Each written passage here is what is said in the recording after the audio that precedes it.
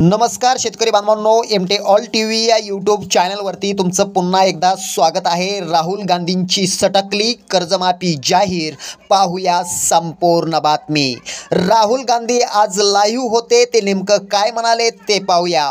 तेलंगणामध्ये आम्ही कर्जमाफी जाहीर केली, त्यानंतर राज्यातील शेतकरी सरकारकडे कर्जमाफीची मागणी करत आहेत। मात्र राज्य सरकार असो किंवा केंद्र सरकार असो, यांच्याकडून कोणतीच प्रतिक्रिया येताना दिसत नाही। याच दरम्यान राहुल गांधी यांनी राज्यातील शेतकऱ्यांची 3 लाखापर्यंत सरसकट कर्जमाफी सरकारने जाहीर करावी अशी मागणी राहुल गांधी यांनी केली।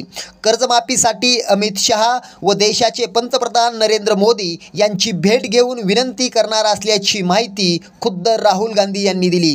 शेतकऱ्यांना 30 दिवसात कर्जमाफी द्यावी, अन्यथा हे शेतकरी तुम्हाला माफ करणार नाहीत असा टोला देखील राहुल गांधी यांनी सरकारला लगावला। याबाबत तुम्हाला काय वाटतंय आम्हाला नक्की कळवा। हा व्हिडिओ आवडला तर शेअर करा।